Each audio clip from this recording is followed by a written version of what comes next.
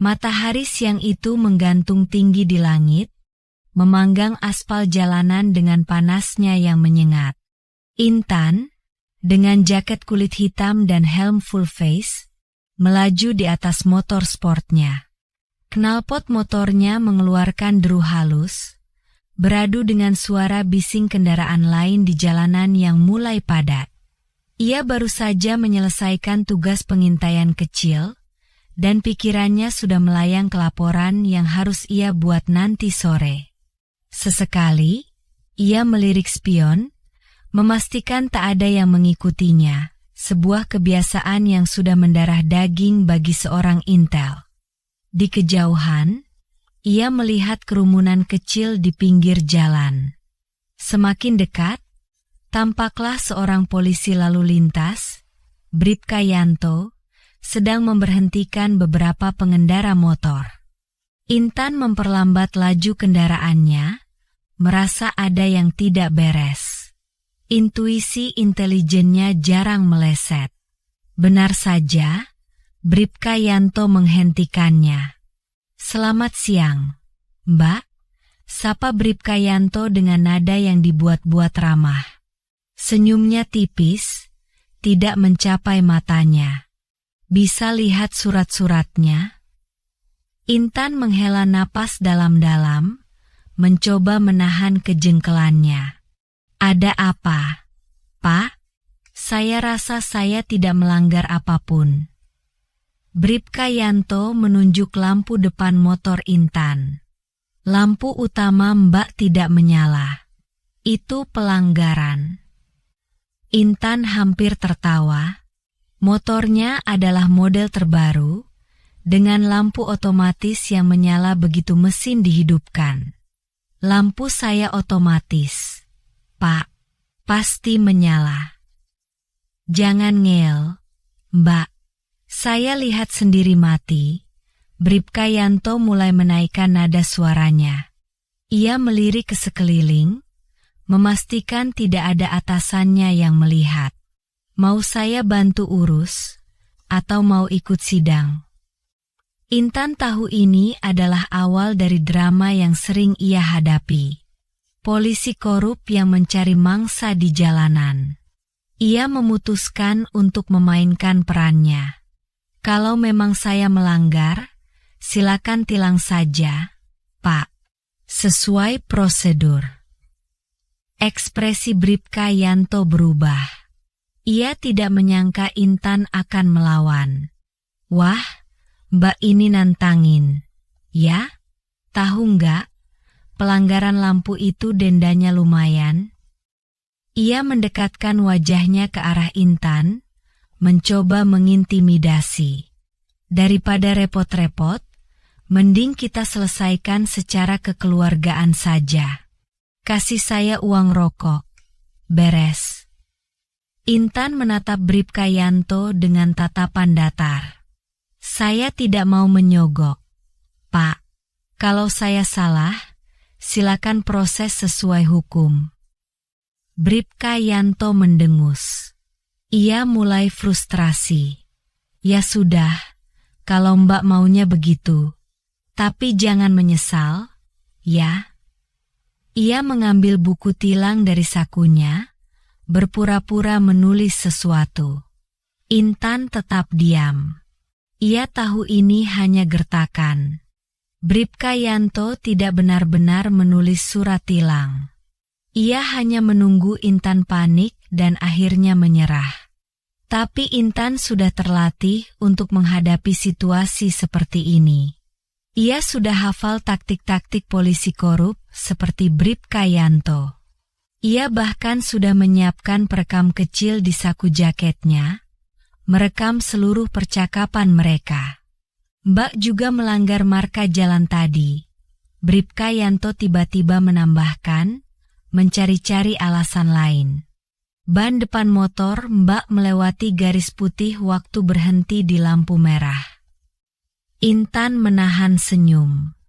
Tuduhan itu semakin konyol. Ia sangat berhati-hati dalam berkendara, terutama saat sedang menyamar. "Saya yakin saya berhenti di belakang garis." Jangan banyak alasan. Mbak, saya ini polisi, saya tahu mana yang benar mana yang salah. Bribka Yanto mulai kehilangan kesabaran. Ia merasa Intan mempermainkannya. Intan tetap tenang. Ia tahu, semakin ia terpancing emosi, semakin Bribka Yanto merasa di atas angin. Baiklah, Pak, kalau Bapak yakin saya melanggar, silakan buktikan. Saya siap bertanggung jawab. Bribka Yanto terdiam. Ia tidak menyangka Intan akan setenang ini. Ia mulai merasa terjebak dalam permainannya sendiri. Ia melirik ke sekeliling lagi, mencari jalan keluar. Situasi ini tidak berjalan sesuai rencananya. Ia membutuhkan cara lain untuk menekan Intan. Ia butuh sesuatu yang bisa membuat Intan menyerah dan membayar uang damai.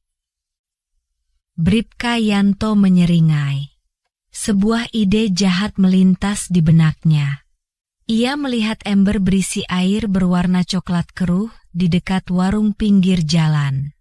Air bekas cucian piring, pikirnya. Itu akan menjadi pelajaran yang sempurna bagi perempuan sok berani ini. Begini saja, Mbak, kata Bribka Yanto, suaranya berubah licik. Daripada kita ribut-ribut di sini, mending kita damai. Cukup bayar separuh dari denda resmi, saya lepaskan Mbak. Intan menggeleng tegas. Saya tidak akan membayar apapun, Pak. Saya tidak bersalah. Bribka Yanto menggeram. Tanpa peringatan, ia berjalan cepat ke arah warung, mengambil ember berisi air coklat itu, dan biur, ia menyiramkannya ke tubuh Intan. Intan terkejut. Ia tidak menyangka Bribka Yanto akan bertindak senekat itu. Cairan coklat yang lengket dan berbau tidak sedap itu membasahi jaket kulit, celana, dan helmnya. Beberapa orang yang berada di sekitar warung terdiam, kaget melihat kejadian itu. Ada yang berbisik-bisik, ada yang menggelengkan kepala, tapi tak ada yang berani ikut campur. Nah, rasakan. Bribka Yanto tertawa puas. Lain kali jangan sok jagoan kalau ditilang polisi. Ia meletakkan ember kosong itu dengan kasar. Mau saya tambahin lagi? Intan menarik napas dalam-dalam, berusaha menahan amarahnya.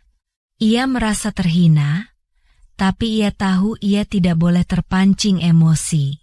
Ia harus tetap tenang dan menjalankan rencananya. Ia melirik ke arah Bribka Yanto, yang masih tertawa mengejek.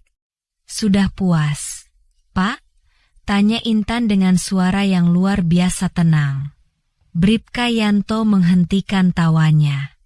Ia merasa aneh dengan reaksi Intan. Seharusnya perempuan itu marah, menangis, atau setidaknya memohon-mohon. Tapi Intan malah terlihat tenang, seolah-olah tidak terjadi apa-apa. Mau lapor? Silakan. Bribka Yanto masih mencoba bersikap arogan. Saya kenal banyak orang di kantor polisi. Laporan kamu nggak akan diproses. Intan tersenyum tipis. Senyum yang membuat Bribka Yanto merasa tidak nyaman. Saya tidak perlu melapor ke kantor polisi, Pak. Intan perlahan melepas helmnya. Rambutnya yang tergerai sedikit basah dan lengket karena cairan coklat. Ia lalu mengusap wajahnya dengan punggung tangan, membersihkan sisa-sisa cairan itu. Gerakannya tenang, penuh percaya diri. Bribka Yanto mengerutkan kening, tidak mengerti. Ia semakin merasa ada yang tidak beres. Intan kemudian meraih bagian bawah jaket kulitnya yang basah. Ia menariknya sedikit ke atas, memperlihatkan sesuatu yang tersembunyi di baliknya. Sebuah lencana. Lencana emas kecil dengan lambang Kepolisian Republik Indonesia. Di bawahnya terukir tulisan Intelligent. Mata Bribka Yanto membelalak. Ia tertegun, tidak percaya dengan apa yang dilihatnya. Tubuhnya menegang, dan ia mundur selangkah tanpa sadar. Wajahnya yang tadinya merah padam kini berubah pucat pasi. "Selamat siang, Pak Yanto," kata Intan dengan suara dingin dan tajam. "Anda baru saja menyiram seorang perwira intel yang sedang menyamar." Hening menyelimuti tempat itu untuk beberapa saat. Orang-orang di sekitar yang tadinya hanya menonton kini mulai berbisik-bisik lebih keras. Mereka menyadari bahwa situasi telah berubah drastis. Bribka Yanto, yang tadinya terlihat berkuasa, kini tampak seperti tikus yang terpojok. Apa? Bribka Yanto tergagap. Keringat dingin mulai membasahi dahinya. "Intel? MA maksud Mbak?" Intan menatap Bribka Yanto dengan tatapan tajam. "Anda dengar saya, Pak, dan semua percakapan kita sejak tadi sudah terekam." Ia menunjuk ke arah perekam kecil yang terselip di saku jaketnya. "Anda akan segera berurusan dengan atasan saya." Bribka Yanto mencoba menguasai dirinya. Ia berusaha menyusun pembelaan, tapi kata-katanya tersangkut di tenggorokan. Saya bisa jelaskan, Bu. Ini hanya salah paham. Saya tidak tahu kalau Ibu." "Tidak tahu?" Intan memotong dengan nada sinis. "Anda tidak tahu bahwa menyiram warga sipil dengan air kotor itu salah? Anda tidak tahu bahwa memeras pengendara dengan tuduhan palsu itu melanggar hukum? Atau Anda hanya tidak tahu bahwa saya adalah seorang intel?" Bribka Yanto menelan ludah. Ia tahu ia dalam masalah besar. Ia mencoba mencari jalan keluar, tapi tidak ada. Semua usahanya untuk menyuap dan mengintimidasi Intan kini berbalik menyerangnya. Tiba-tiba, suara derap langkah kaki terdengar mendekat. Beberapa pria berpakaian preman muncul dari arah jalan raya. Mereka berjalan dengan tegap dan sigap, mata mereka mengawasi sekitar dengan tajam. Salah satu dari mereka, seorang pria bertubuh kekar dengan rahang tegas, menghampiri Intan. "Lapor, Komandan. Kami siap melaksanakan perintah," kata pria itu dengan hormat. Intan mengangguk. "Tangkap dia." Perintahnya menunjuk Bribka Yanto dengan dagunya. "Bawa dia ke markas.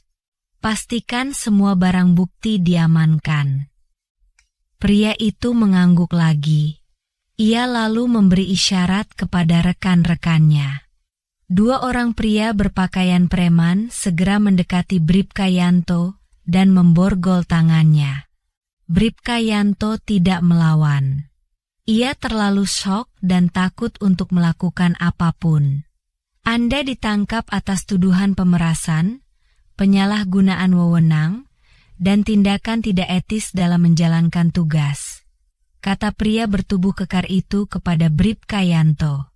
"Semua yang Anda katakan akan direkam dan digunakan sebagai bukti di pengadilan." Bribka Yanto menunduk lesu. Ia tahu karirnya sebagai polisi telah tamat. Ia tidak hanya akan kehilangan pekerjaannya, tapi juga akan menghadapi hukuman penjara. Semua karena keserakahan dan arogansinya. Intan memperhatikan Bribka Yanto yang digiring oleh rekan-rekannya. Ia merasa puas, tapi juga prihatin. Ia tahu Masih banyak polisi korup seperti Bribka Yanto di luar sana. Ini hanyalah satu kemenangan kecil dalam perang besar melawan korupsi. Ia mengambil ponselnya dan menghubungi atasannya, melaporkan hasil penyamarannya. Ia juga meminta tim forensik untuk datang ke lokasi, mengamankan barang bukti berupa air coklat dan rekaman percakapan. Orang-orang yang menyaksikan penangkapan Bribka Yanto mulai berkerumun. Ada yang bertepuk tangan, ada yang bersorak, ada pula yang hanya diam, terpaku oleh kejadian yang baru saja mereka saksikan. Mereka merasa lega dan bersyukur, karena keadilan akhirnya ditegakkan. Mobil patroli polisi tiba di lokasi, membawa Bribka Yanto yang tertunduk malu. Ia tak berani mengangkat wajahnya, menghindari tatapan orang-orang yang mencemoohnya. Ia tahu, ini adalah akhir dari segalanya. Reputasi yang ia bangun selama bertahun-tahun hancur dalam sekejap. Intan, setelah memastikan semua berjalan lancar, menghampiri warung tempat Bribka Yanto menyiramnya. Ia memesan segelas teh hangat, mencoba menenangkan diri setelah ketegangan yang baru saja ia alami. Pemilik warung, seorang ibu parubaya, menatapnya dengan campuran rasa kagum dan kasihan. "Mbak, hebat sekali," kata ibu itu sambil menyodorkan teh hangat. "Saya sudah sering lihat polisi itu memeras pengendara di sini. Tapi baru kali ini ada yang berani melawannya." Intan tersenyum tipis. "Itu sudah tugas saya, Bu. Melindungi masyarakat dari oknum-oknum seperti dia." Ia menyesap tehnya perlahan, merasakan kehangatan yang menjalar di tubuhnya. "Tapi Mbak basah kuyup begitu. Apa tidak masuk angin?" tanya ibu itu khawatir. "Tidak apa-apa, Bu. Nanti saya ganti baju di markas," jawab Intan. Ia menghabiskan tehnya, lalu berpamitan kepada ibu pemilik warung. Ia kembali ke motornya, mengenakan helmnya kembali, dan menyalakan mesin. Deru motornya kembali memecah kesunyian, membawanya pergi dari tempat kejadian. Ia meninggalkan jejak air coklat di aspal, sebagai pengingat akan kemenangannya hari ini. Saat berkendara kembali ke markas, Intan merenungkan apa yang baru saja terjadi. Ia merasa lega karena berhasil mengungkap kejahatan Bribka Yanto, tapi ia juga sadar bahwa ini hanyalah puncak gunung es. Masih banyak polisi korup lain yang berkeliaran, mencari mangsa di jalanan, di kantor-kantor, di berbagai tempat. Ia tahu, perjuangannya masih panjang. Ia harus terus berjuang, terus menyamar, terus mengungkap kejahatan, demi menciptakan kepolisian yang bersih dan terpercaya. Ia harus berani menghadapi risiko, berani melawan arus, berani menegakkan kebenaran, meskipun itu berarti ia harus berhadapan dengan orang-orang yang memiliki kekuasaan dan pengaruh. Intan bertekad untuk terus menjalankan tugasnya dengan sebaik-baiknya. Ia tidak akan menyerah, tidak akan mundur, sampai Indonesia benar-benar bersih dari korupsi. Ia percaya, dengan kerja keras, dedikasi, dan keberanian, cita-cita itu bisa terwujud. Sesampainya di markas, Intan disambut oleh rekan-rekannya dengan tepuk tangan dan pujian. Mereka bangga dengan keberanian dan ketegasan Intan. Atasannya pun memberikan apresiasi atas keberhasilannya mengungkap kasus pemerasan yang dilakukan oleh Bribka Yanto. Namun, Intan tahu, ini bukanlah akhir dari segalanya. Ini hanyalah awal dari perjuangan yang lebih besar. Ia akan terus berjuang, demi keadilan, demi masyarakat, demi Indonesia yang lebih baik. Ia akan terus menjadi Intan, sang intel yang tak kenal takut, yang selalu siap membela kebenaran, dimanapun dan kapanpun.